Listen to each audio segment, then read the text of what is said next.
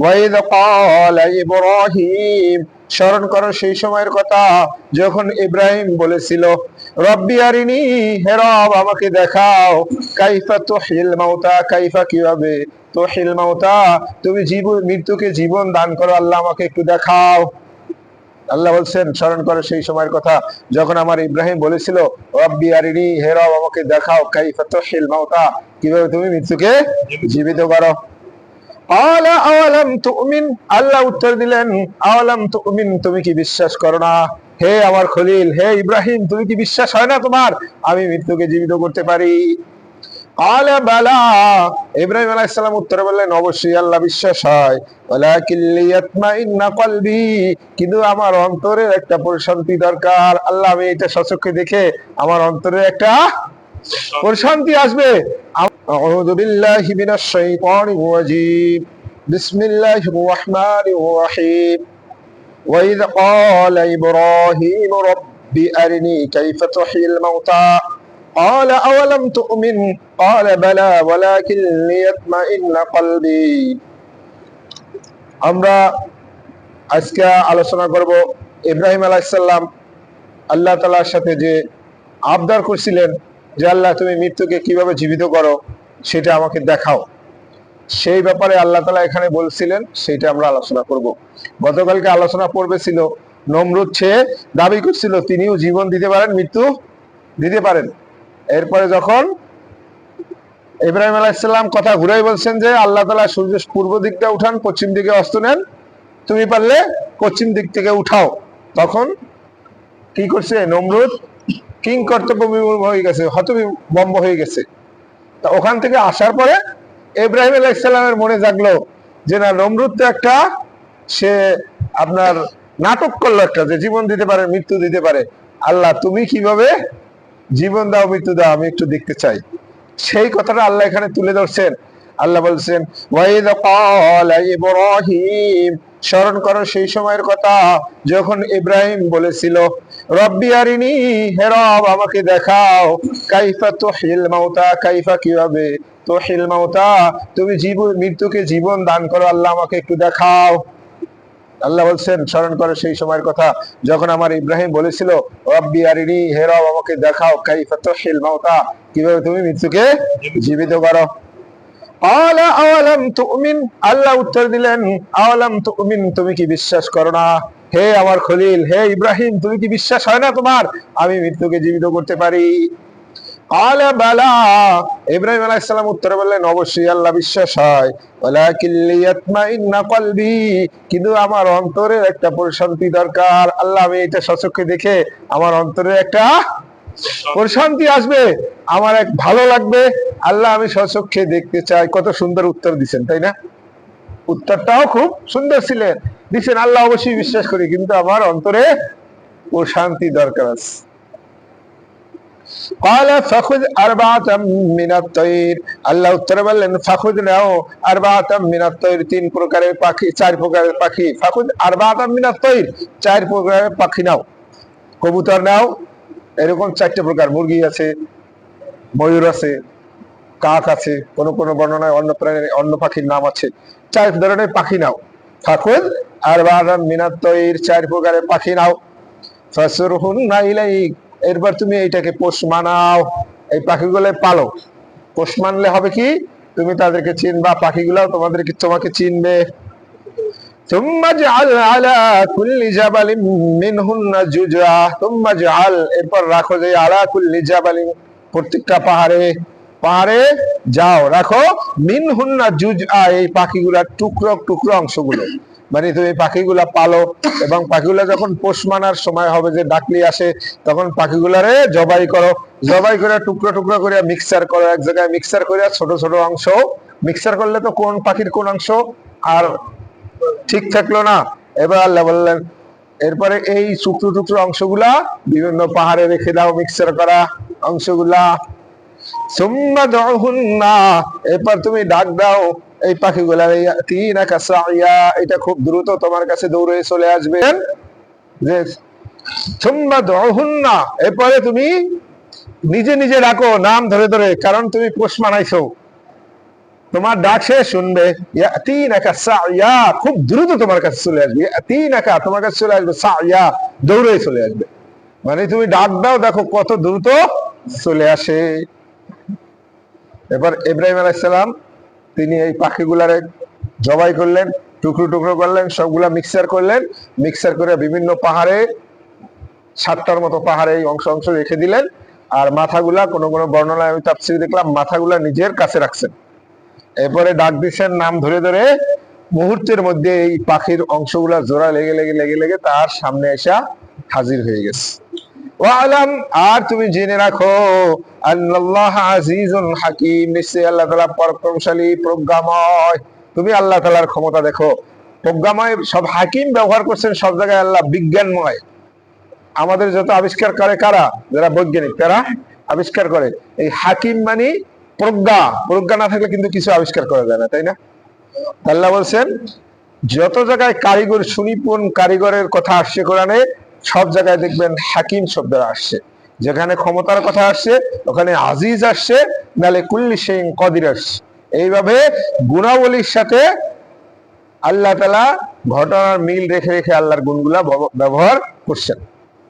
এবার আল্লাহ বলছেন, মাসালুল লাযীনা ইউনফিকুনা আমওয়ালাহুম ফি সাবিলিল্লাহ, মাসালুল লাযীন, তাদের উদাহরণ হইল, মিসাল তো বুঝি আমরা, মিসাল মাসাল উদাহরণ, আল্লাযীনা সেই সমস্ত লোকের, ইউনফিকুনা যারা ব্যয় করে, আমওয়ালাহুম তাদের ধনসম্পদ, ফি সাবিলিল্লাহ আল্লাহর রাস্তায়, যারা আল্লাহর রাস্তায় ধনসম্পদ ব্যয় করে, তাদের উদাহরণ হইল, মিসাল হইল কামাসালি হাব্বা, ওই ব্যয়টার উদাহরণ হইল সেই শস্য দানার মতো।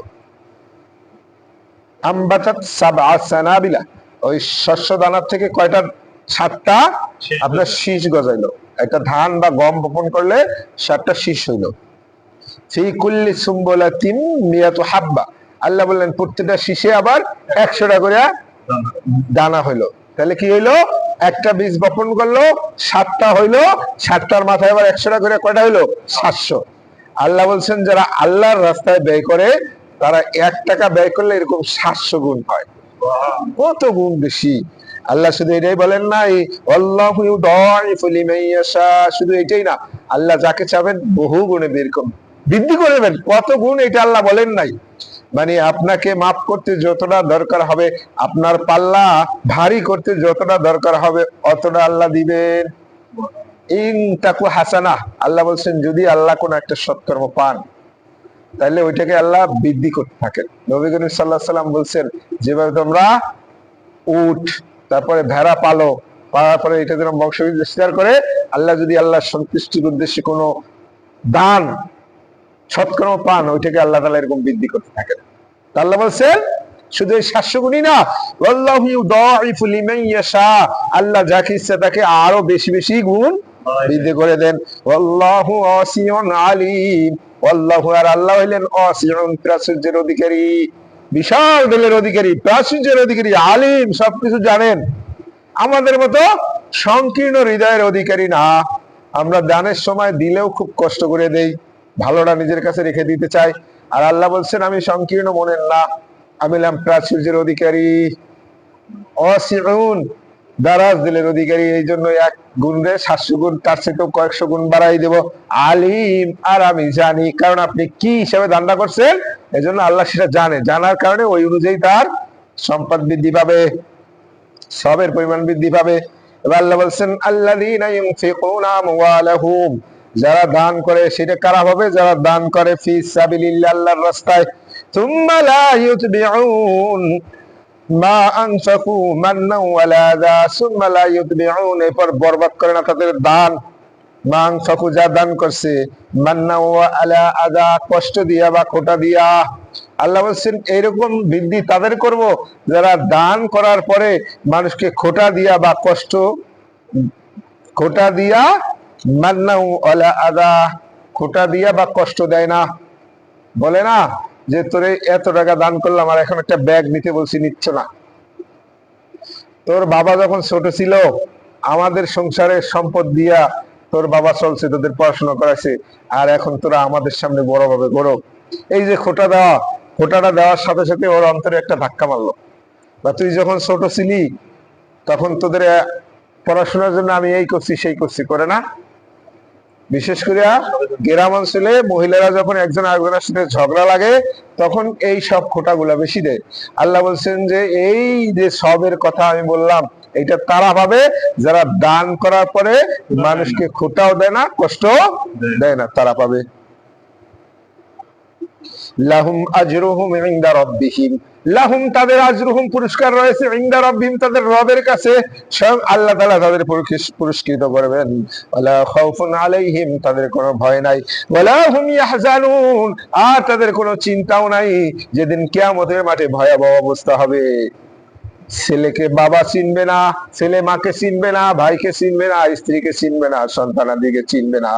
আর এই সময় আল্লাহ তাআলা বলছেন ওয়ালা খাউফুন আলাইহিম তাদের কোনো ভয় নাই, ওয়ালা হুম ইয়াহজানুন তাদের কোনো চিন্তাও নাই, কারণ তারা আল্লাহর উদ্দেশ্যেই ব্যয় করছে। আল্লাহই তাদের দায়িত্ব নিয়ে নিছেন যে তোমাদের চিন্তা করা লাগবে না। এজন্য আল্লাহ বলছেন ইন্নাল্লাযীনা ক্বালু রাব্বুনাল্লাহ, ইন্নাল্লাযীনা ক্বালু নিশ্চয়ই যারা বলে রাব্বুনাল্লাহ আমার রব একমাত্র আল্লাহ, তুম্মা ইসতাকামু এরপরে এটাই প্রতিষ্ঠিত থাকে। নবী করিম সাল্লাল্লাহু আলাইহি সাল্লাম বলছেন যে ঈমান আনার পরে সে কুফরিতে ফিরে যাইতে অতটা অপছন্দ করে, যদি তাকে টুকরো টুকরো করে ফেলা হয় বা আগুনে জ্বালাই দেওয়া হয় তার চেয়ে সে ঈমান ত্যাগ করাকে বেশি অপছন্দ করে। এইটা আল্লাহ বলছেন যে রব্বুন আল্লাহ, সে বলে আমার রব আল্লাহ, সুম্মা ইসতাকামু এরপরে এর উপর প্রতিষ্ঠিত থাকে। তাতানাজ্জালু আলাইহিমুল মালাইকা ফেরেশতারা মৃত্যুর সময় তাদের সামনে এসে হাজির হয়। আল্লাহ খাউফুন আলাইহিম ওয়ালা হুম ইয়াহজানুন তোমরা চিন্তাও করো না আর ভয়ও পেও না। যখন একজন লোক বিদেশ যায় বাবা মা আগাই দিতে যায় অথবা আসলে রিসিপশন করতে আসে, তাই না? আর আমরা এমন এক পথ পাড়ি দিব যে পথ অজানা। বিদেশ গেলেও কিন্তু খারাপ লাগলেও কিন্তু মনে মনে একটু ভালো লাগে যে না আমি এই কাজে যাচ্ছি, বাবা মাও জানে যে আমার ছেলেটা যাচ্ছে, কিন্তু যোগাযোগ করা যাবে, তাই না? আর এখন যে অবস্থা হচ্ছে এর সাথে একটু ভালো থাকার জন্য যাচ্ছে। আমরা এমন একটা পথ পাড়ি দিব যে পথ অজানা, গন্তব্য অজানা, এই জন্য কিন্তু আমাদের সবসময় ভয়ের মধ্যে থাকতে হয়। আল্লাহ বলছেন তাতানাজ্জালু আলাইহিমুল মালাইকা মৃত্যুর সময় তাদের সামনে আমার ফেরেশতারা এসে হাজির হয়ে যাবে জান্নাতি পোশাক নিয়ে, রেশমি পোশাক নিয়ে, সুন্দর চেহারা এসে হাজির হয়ে যাবে। তারপরে বলবে আল্লাহ খাউফুন আলাইহিম ওয়ালা হুম ইয়াহজানুন তোমরা ভয় করো না, চিন্তাও করো না। নাহনু আউলিয়াউকুম ফিল হায়াতিদ দুনিয়া ওয়া ফিল আখিরাহ আমরা তোমাদের সাথে বন্ধু হিসেবে আছি এই দুনিয়ার জিন্দেগিতে এবং পরকালেও। এই তোমার সাথে যে আমরা এখন রওনা দিব সেই কিয়ামতের মাঠেও তোমাদের সাথে থাকবো জান্নাতে যাওয়ার আগ পর্যন্ত। কত সুন্দর অফার আল্লাহ দিচ্ছেন, কিন্তু প্রতিষ্ঠিত থাকতে হবে, টলে যাওয়া যাবে না, টলে যাওয়া যাবে না, সন্দেহযুক্ত ঈমান রাখা যাবে না যে কালিমা পড়ছি যদি পরকাল হয় সবকিছু হয় তাহলে এই সিলায় মাপ পাবো, আর যদি না হয় তাহলে দুনিয়ায় হাজার হাজার লোক তারা তো কেউ এই ধর্মে বিশ্বাসী না, তাইলে হইতেও পারে না হইতে পারে, তাইলে আমি এই দুনিয়াটাও অর্জন করি আর ওখানে তো ঈমান একবার আইনেই নিছি, এরকম হবে না। আল্লাহ বলছেন যে সন্দেহযুক্ত ঈমান দিয়া হবে না। অবিল আখিরাতি হুম ইউকিনুন পরকালের ব্যাপারে দৃঢ় বিশ্বাসী থাকতে হবে, দৃঢ় বিশ্বাসী থাকতে হবে। আপনি যদি দৃঢ় বিশ্বাসী থাকেন তখনই আপনি অন্যায় থেকে বিরত থাকতে পারবেন, আপনার কাছ থেকে অন্য সৃষ্টি হেফাজতে থাকবে। আল্লাহ বলছেন নবী করিম সাল্লাল্লাহু আলাইহি ওয়াসাল্লাম বলছেন প্রকৃত মুমিন হইল ওই ব্যক্তি মান সালিমাল মুসলিমুনা বিয়াদিহি ওয়া লিসানিহি যার হাত এবং মুখ থেকে অন্য মুসলমান নিরাপদে থাকে। সে মুখ দিয়া অন্য মুসলমানদের কষ্ট দেয় না, গালি দেয় না, খোঁটা দেয় না, হাত দিয়া কারো থাপ্পড় দেয় না বা তার দিকে অস্ত্র তাক করে না, সেই একমাত্র প্রকৃত মুমিন। যখন আপনি পরকালের ব্যাপারে ইউকিনুন দৃঢ় বিশ্বাসী থাকবেন তখন না আপনার থেকে অন্য মুমিন ব্যক্তি নিরাপদে থাকবে। আল্লাহ বলছেন সেই ভয়াবহ দিনে যারা আল্লাহর পথে এরকম সন্তুষ্টি চিত্তে ব্যয় করবে, মানুষকে কষ্ট দিবে না, খোঁটা দিবে না, তাদের আল্লাহ বলছেন ভয়ও নাই, চিন্তাও নাই, তাদের রবের কাছে তাদের পুরস্কার আছে।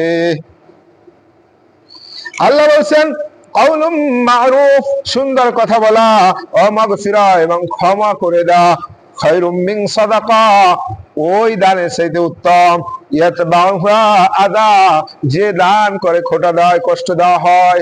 আল্লাহ বলছেন ভালো কথা বলা, ক্ষমা করে দেওয়া, এরা ওই দানের চাইতে উত্তম যে দান করার পরে যে দানের মাধ্যমে খোঁটা দেওয়া হয় বা কষ্ট করা দেওয়া হয়। এই জন্য আমরা ছোটবেলায় আমাদের দাদিরা মারা শিখাই দিত ভিক্ষুক আসলে বলতো, বলে দাও যে মাফ করে দেন।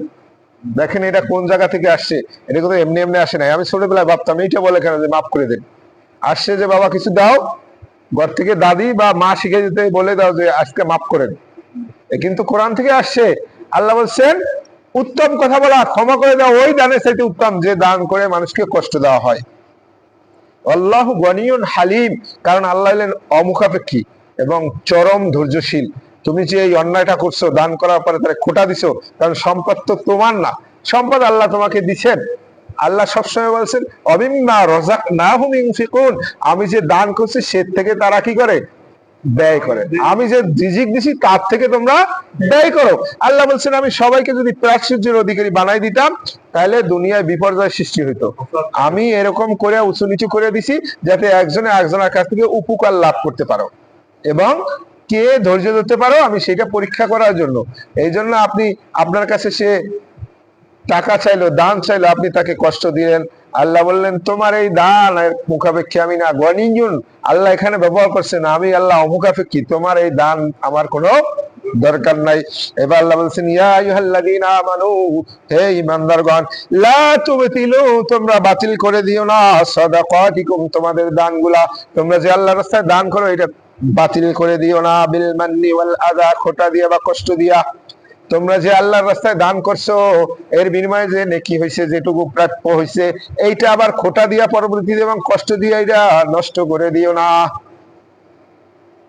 কাল্লাযী ইউনফিকু মালাহু রিয়ান নাস, ওই ব্যক্তির মতো ইউনফিকু, সে দান করে রিয়ান নাস, মানুষকে দেখানোর জন্য। যাকাত দিবে, হাজার হাজার কাপড় কিনা মাইকিং করে, তারপর 200 টাকা 300 টাকা, দোকানে গেলে দেখা যায় জাকাতের কাপড় লেখা আছে। অথচ আল্লাহ কোরআনে এই সামনে আসবে যে এমন জিনিস দান করো না যেটা তুমি চোখ খোলা থাকা অবস্থায় নেও না, তুমি যেটা গ্রহণ করো না সেটা অন্য লোককে দিবা না। জাকাতের কাপড় এভাবে করা যাবে না, তুমি এমন ভাবে দাও 5000 লোকে না দিয়ে 500 লোকে দাও, জানো সে এটা পড়তে পারে। আল্লাহ বলছেন সেই লোকের মতো তোমরা দান করো না যে মানুষকে দেখানোর জন্য দান করে। ওয়ালা ইউমিনু বিল্লাহি ওয়াল ইয়াউমিল আখির, এবং সে আল্লাহ এবং পরকালে বিশ্বাস করে না। যদি আল্লাহ তাআলা এবং পরকালে বিশ্বাস করতো তাহলে সে দানটাকে ওইভাবে গোপনে দিত, অথবা প্রকাশ্যে দিলেও নিজেকে জাহির করতো না। দান দুই ভাবে, প্রকাশ্যে যেখানে চাওয়া হয় সেখানে প্রকাশ্যে দিতে হবে। এখন একটা মসজিদ করবে, একটা মাদ্রাসা করবে, উন্নয়নমূলক কাজ করবে, সেখানে যদি আপনি গোপনে দান করেন আপনি উপকারের সাথে উপকার কম হইলো, কারণ যখন দানটা চাইলো আপনি যদি বলেন আমি এত টাকা দিব, আপনার দেখা দেখি আরেকজনও দিবে, এইখানে গোপনে চলবে না। আর যেখানে যে দানটা মানুষের সম্মানে আঘাত লাগবে সেইটা এমন ভাবে দিতে হবে, ডান হাত কি দান করলো বাম হাত জানে না, চাইলেই আরশের নিচে কিয়ামতের মাঠে ছায়া পাওয়া যাবে। আল্লাহ বলছেন সেই লোকের মতো হয় না যে মানুষকে দেখানোর জন্য দান করে কিন্তু আল্লাহ পরকালে বিশ্বাস করে না।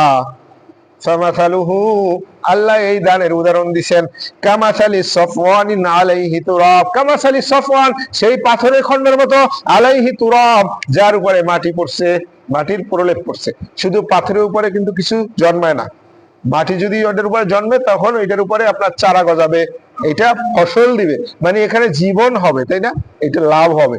আল্লাহ বলছেন ওই ব্যক্তির উদাহরণ হলো ওই পাথরের মতো যার উপরে কিছু মাটি পড়ছে, মানে সে কিছু দান করার পরে কিছু নেকি হয়েছে। ফাসাবাহু ওয়াবিল, এরপরে ওখানে বৃষ্টি হয়েছে, বৃষ্টি, ফাতারাকাহু সালদা, সব মাটি ধুয়ে চলে গেছে, মানে উনি দান করছিল কিছু সব হয়েছে, খোটা দেওয়ার কারণে পুরোটা ধুইয়া চলে গেছে। আল্লাহ বলছেন ওই পাথরের মতো যার উপরে কিছু মাটি জন্মাইছিল, কিন্তু বৃষ্টি পড়ার কারণে ওই মাটিটা ধুয়ে চলে গেল। লা ইয়াকদিরুনা আলা শাইইন মিম্মা কাসাবু, লা ইয়াকদিরুনা, সে অর্জন করতে পারল না, আলা শাইইন মিম্মা কাসাবু, সে যেটুকু ব্যয় করছিল, শ্রম দিছিল, ওখান থেকে সে কিছুই লাভবান হইল না। ওয়াল্লাহু লা ইয়াহদিল কওমাল কাফিরিন, আল্লাহু, নিশ্চয় আল্লাহ তাআলা, লা ইয়াহদি, হেদায়েত দান করেন না, কওমাল কাফিরিন, কাফের সম্প্রদায়কে আল্লাহ কখনোই হেদায়েত দান করেন না। উদাহরণটা কত সুন্দরভাবে আল্লাহ তাআলা দিবেন, আপনি দান করছেন কিছু সব হইছে, খোটা দিবেন সব কাটা, সব পরিষ্কার হয়ে গেল। এবার আল্লাহ বলছেন অমাসালুল লাযীনা ইউনফিকুনা আমওয়ালাহুম, ওইটা গেল যারা মানুষকে দেখানোর জন্য দান করে, আর অমাসাল, আর তাদের উদাহরণ আল্লাযীনা, যারা ইউনফিকুনা, ব্যয় করে, আমওয়ালাহুম, তাদের ধন সম্পদ, আমওয়ালাহুম ইবতিগা মারদাতিল্লাহ, যারা আল্লাহর সন্তুষ্টির উদ্দেশ্যে ব্যয় করে, তাদের উদাহরণ হইল ওইটা দিল লোক দেখানোর, আর এইটা আল্লাহ দিচ্ছেন যে যারা আল্লাহর সন্তুষ্টি অর্জনে ব্যয় করে তাদের উদাহরণ হইল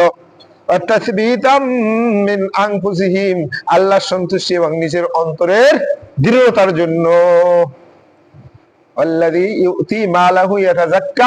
যারা নিজের আত্মশুদ্ধির জন্য দান করে, দানের মাধ্যমে বড় আত্মশুদ্ধি হয়। যেরকম আপনার পরিশুদ্ধ হওয়া যায় জিকির, যেরকম কল্প পরিষ্কার করে, সেরকম দানও আপনার আত্মশুদ্ধি হয়। আল্লাহ নিজে বলছেন নিজের, অর্থাৎ নিজের অন্তরের দৃঢ়তার জন্য। আপনি টাকাটা যত বড় দিবেন, ধাক্কাটা যত বড় লাগবে, অত কলব পরিষ্কার হয়ে যাবে, অত ইমানের দৃঢ়তা আসবে। যে 100 টাকার জায়গায় 500 টাকা দিচ্ছেন, এরপরে আফসুস আসে মনের মধ্যে, আমি তো 100 টাকা দিলেও পারতাম। এরকম জীবনে বহুত ঘটনা করছি, দেওয়ার পরে চলে আসছি, আসার পরে মনের ভিতরে বারবার ধাক্কা দিচ্ছে যে ওরে এতগুলা টাকা দিলা, 500 টাকার জায়গায় 200 টাকা দিতা। এই যত ধাক্কা লাগবে অত হৃদয়টা পরিষ্কার হবে। আল্লাহ বলছেন যারা আল্লাহ সন্তুষ্টির উদ্দেশ্যে এবং নিজের অন্তরে দৃঢ়তার জন্য দান করে, তাদের উদাহরণ হইল কামাথালি জান্নাত, ওই বাগানের মতো, বিরওয়াবাতিন, যেটা উঁচু ভূমিতে, উঁচু ভূমির বাগানের মতো, আসাবাহা ওয়াবিল, যার উপরে বৃষ্টি বর্ষিত হয়, ফাআতাত উকুলাহা দিআফাইন, বৃষ্টির কারণে তার ফসল দ্বিগুণ বাড়ে, অনেক গুণ বেশি হয়। সুন্দর বৃষ্টি বাদল হয়েছে, যেখানে বৃষ্টি নাই সেখানে ফসল হয় না তেমন, আর ওটা এমন জায়গায় যেখানে বৃষ্টি হইতেছে ফসল কয়েক গুণ বেশি হয়েছে। যদি বৃষ্টি নাও হয়, আল্লাহ বলছেন ওখানে অন্তত কুয়াশা পড়ে, যার কারণে তার এটা কখনোই মিস হয় না, সে শস্য পাবেই, ফসল পাবেই, তার এই মাঠ কখনোই মিস হয়ে যাবে না। আল্লাহু বিমা তা'মালুনা বাসীর, আল্লাহ বলেন আল্লাহ নিশ্চয়ই আল্লাহ তাআলা বিমা তা'মালুনা বাসীর, তোমরা যা করো না কেন আল্লাহ সবকিছু দেখেন। এবার আল্লাহ একটা উদাহরণ দিচ্ছেন মানুষের জীবনে, এই উদাহরণটা সম্পর্কে চিন্তা ভাবনার বিষয়। আল্লাহ বলছেন আয়াওয়াদু আহাদুকুম, তোমাদের মধ্যে এমন এক ব্যক্তি আছে, আন তাকুনা লাহু জান্নাহ, তার বাগান আছে, কি বাগান, মিন নাখিলি ওয়া আনাব, তার খেজুরের বাগান আছে এবং আঙ্গুরের বাগান আছে। আল্লাহ বলছেন মনে করো তোমাদের এক ব্যক্তি, তার খেজুরের বাগান আছে, আঙ্গুরের বাগান আছে, তাজরি মিন তাহতিহাল আনহার, যার ভিতর দিয়া পানির নহরও দেওয়া আছে, পানিতেও কোনো সমস্যা নাই, প্রচুর পানি আছে। ফাসাবাহা, আল্লাহ বলছেন লাহু ফিহা মিন কুল্লি থামারাত, প্রত্যেকটা গাছে পর্যাপ্ত পরিমাণ ফল হয়েছে, পর্যাপ্ত পরিমাণ ফল হয়েছে। ওয়াসাবাহুল কিবার, আর তার নিজেও একবারে বৃদ্ধ বয়সে উপনীত হয়ে গেছে। ওয়ালাহু যুওয়াতুন দুআফা, আর তার যে সন্তানাদি আছে তারাও কর্মক্ষম না, ছোট ছোট সন্তান, মানে তার ফসলটা একবারে সুন্দরভাবে হয়েছে, একেবারে কাটার উপযোগী হয়েছে, আর নিজেও একবার শেষ বয়সে, আর এই দ্বিতীয়বার এই বাগান করা তার সম্ভব না, বাচ্চাগুলাও ছোট যে তারা তাকে সাহায্য করবে। আল্লাহ বলছেন এরকম একটা পজিশন। আল্লাহ বললেন তখন বিশাল এক ঝঞ্ঝা বায়ু আসলো, ঘূর্ণিঝড় আসলো, ফিহি নার, যার ভিতরে আগুন। আমরা যখন সিডর দেখছি আগুন কিন্তু দেখা যায়, দেখেন আল্লাহ কত বছর আগে বলছে কোরআনে যে ফিহি নার, তার ভিতরে আগুন আছে। যারা এই দেখে না, ঘূর্ণিঝড় দেখে না, যখন দেখে তার ভিতরে কিন্তু আগুনের গোলা দেখতে পায়। আল্লাহ বলছেন এমন ঝড় আসলো যার ভিতরে আগুন আছে, ফাহতারাকাত, সব ধূলিসাৎ করে দিছে, ওইটাকে সব ধূলিসাৎ করে দিছে। কাযালিকা ইউবাইয়িনুল্লাহ, আল্লাহ বলছেন এভাবেই, কাযালিকা এভাবেই ইউবাইয়িনুল্লাহ, আল্লাহ বর্ণনা করেন লাকুমুল আয়াত, তার নিদর্শনগুলা, লাআল্লাকুম তাতাফাক্কারুন, যাতে তোমরা চিন্তা ভাবনা করতে পারো। এই ঘটনার মাধ্যমে আল্লাহ এটা বুঝাইছেন যে তুমি এমন একটা বয়সে আসলা যে এখান থেকে ফিরে যাওয়া, নেক কাজ করাও সম্ভব না। পিছনের যে আমল, বাচ্চা কাচ্চার কথা বলা হয়েছে কেন, পিছনের যে আমল সেটাও দুর্বল। ইত্যবসরে আজরাইল আইসা তোমার সামনে দাঁড়াই গেছে, তখন তোমার ধ্বংস ছাড়া ওই ব্যক্তির মতো যে ওনার বাগানটা কেবল কাটার সময় হয়েছে, তখন আগুন এসে সব ধ্বংস করে দিছে, নিজেও বিদ্ধ হয়ে গেছে, বাচ্চারা করতে পারে না। এই অবস্থায় এই লোকের মৃত্যু, ধ্বংস ছাড়া কোনো উপায় নাই। সেম সারা জীবনে কোনো আমল করলো না, ফিরে আর হায়াত তার নাই যে বেঁকে যাবে। ইত্যবসরে তার আজরাইল আইসা মালাকুল মউত সামনে দাঁড়াইছে, তখন তার আমলও দুর্বল, হায়াত নাই, তার পক্ষে আর নতুন করে সম্ভাবনা, তার ধ্বংস একেবারে সুনিশ্চিত। আল্লাহ এটা বুঝাইছেন। আল্লাহ যেরকম উদাহরণ দিচ্ছেন যে কাফেরের উদাহরণ হলো সেই মরুভূমির মরীচিকার মতো, সূরা নূরের ভিতরে আছে। পিপাসার্ত ব্যক্তি যাটাকে দূর থেকে পানি মনে করে, সে যতই সামনে দৌড়ে যায় পানি আর পায় না, সে এর পিছনে ছুটতে থাকে, ছুটতে ছুটতে এক সময় আজরাইল এসে তার সামনে দাঁড়িয়ে যায়। তখন সে আর পিছনেও কোনো আমলও করে আসতে পারে না, পিছনেও ফিরতে পারে না, সামনেও ফিরতে পারে না। আল্লাহ বলছেন আর আল্লাহ তাড়াতাড়ি হিসাব নেন, তাহলে তার ধ্বংস অনিবার্য। দুনিয়াদার ব্যক্তি এরকম দুনিয়ার পিছনে ছুটতে থাকে, ছুটতে থাকে, ছুটতে থাকে, দুনিয়া সে আর ধরতে পারে না, এক সময় আজরাইল এসে তাকে ধরে নিয়ে যায়, যার কারণে তার ধ্বংস অনিবার্য হয়ে যায়। আমার জীবনে একটা ঘটনা আছে। আমার এক সহকর্মীরা, আমি বলছিলাম যে নামাজ পড়বেন না, বলছে যে আমার 6 মাস চাকরি আছে, মাত্র 6 মাস চাকরি শেষ হইলে আমি আল্লাহ হয়ে যাব। সে পাশে বসে নামাজ তো পড়তোই না, অনেক বয়স্ক মানুষ, সে মোবাইলেও ভালো কিছু দেখতো না, যেটা শব্দটা সবার কানে আসতো আর মানুষ টিপে টিপি করতো যে দেখো এই বয়সে কি করে। বিশ্বাস করেন, তার 6 মাসের 2 মাসও যাইতে পারে নাই, সে বাড়ি গেছে, আসছে আইসা সবার সামনে সে একটা জায়গায় বসেছিল টিভি রুমে, ওখানে সে মরে গেছে। জায়গা টিভি রুমে না, তার বেডে বসে রয়েছে, সন্ধ্যার টাইমে কেউ ছিল না, এসে দেখেছে ওখানে মারা গেছে। তার আর 6 মাস আর গেল না, আর 3-4 মাস পরে রিটায়ার হয়ে যেত, আর সুযোগ সে পায় নাই। আল্লাহর যে উদাহরণ মিলে গেছে কিন্তু, যে সে আর তার আমলও নাই, নেকামলও নাই, আর সময়ও নাই, নিজের জীবনও গুছাইতে পারে নাই। এই জন্য আল্লাহ বলছেন আমি এইগুলা এই জন্য বর্ণনা করি, যাতে তোমরা এগুলা নিয়ে চিন্তা ভাবনা করতে পারো, জ্ঞানী ব্যক্তিরা যাতে এখনই হিসাব করে নিতে পারো। এখন যদি আপনি তওবা না করতে পারেন, আর কোনোদিনও পারবেন না। মনে রাখবেন সবসময়, আপনার এখন টাইমটাই হলো ভবিষ্যৎ বর্তমান। এখন যদি আপনি ইমান না আনতে পারেন, কখন পারবেন? ওই সময়টা তো তখন এখনই মনে হবে। 20 বছরেও যা ছিলাম, এখন 40 বছরে এসে কিন্তু একই রকম মনে হয়, কারণ সবসময় মনে হয় আমি যে কোনো সময় মারা যেতে পারি। আবার যদি আপনি মনে করেন যে আমি না বুড়ো হয়ে করবো, আপনার এই বৃদ্ধ কোনোদিনও মনে হবে না। যে 60 বছর বয়স, সেও কিন্তু বৃদ্ধ মানতে চায় না। যে 80 বছর বয়স হয়েছে, সেও কিন্তু মনে করে আমি আর 100 বছর বাঁচবো। যার 90 হয়েছে, সেও মনে করে 100 বছর বাঁচবো, আরো 200 বছর বাঁচবো। কেউই মনে করে না যে আমি একটা নির্ধারিত টাইমে আইছি, আর তো বাঁচবো না, এখন গুছাই নেই। এই জিনিসটা কারোর মধ্যে দেখলাম না। যেরকম টাকা পয়সার ব্যাপারেও, যার কোটি টাকা আছে, একসময় এটা ফিগার হয়ে যায়, 1 কোটিতে 1.5 কোটি বানাচ্ছে, 3 কোটি বানাচ্ছে, এইটাকে আর কখনোই তার মনে হয় না যে আমার এত টাকা আছে। তার কাছে মনে হয় এটা একটা ফিগার। 10 কোটি আছে, 20 কোটি করবো, 20 কোটি আছে, 30 কোটি করবো, তখন আর টাকাটাই টাকা মনে হয় না। এরকম যতই বয়স হয়, একসময় কিন্তু এটাই মনে হয় আমি আরো দীর্ঘদিন বাঁচবো, আমার বয়স তো বেশি হয় নাই। তখন তার কাছে উদাহরণ চলে আসে, অমুক ব্যক্তি 120 বছরে মারা গেছে, তো আমার তো এখনো অনেক সময় আছে। এই জন্য এখনই যদি আমরা না করতে পারি, আর কোনোদিনও পারবো না। এই জন্য আল্লাহ বলছেন আমি এইগুলা জ্ঞানবান লোকদের জন্য বর্ণনা করি, যাতে তারা চিন্তা ভাবনা করতে পারে। তাহলে আমরা এখনই যাতে চিন্তা ভাবনা করে সঠিক পথে যেতে পারি, এখন না পড়লে আর কোনোদিনও না, এখন না হইলে আর কোনোদিনও হবে না। আল্লাহ তাআলা আমাদেরকে কোরআন বোঝার এবং এই জন্য আমল করার তৌফিক দান করুন, আমিন আমিন। আল্লাহ আমাদের ক্ষমা করে দেন, আমিন। সুবহানাকাল্লাহুম্মা বিহামদিকা আশহাদু আল্লা ইলাহা ইল্লা আনতা আস্তাগফিরুকা।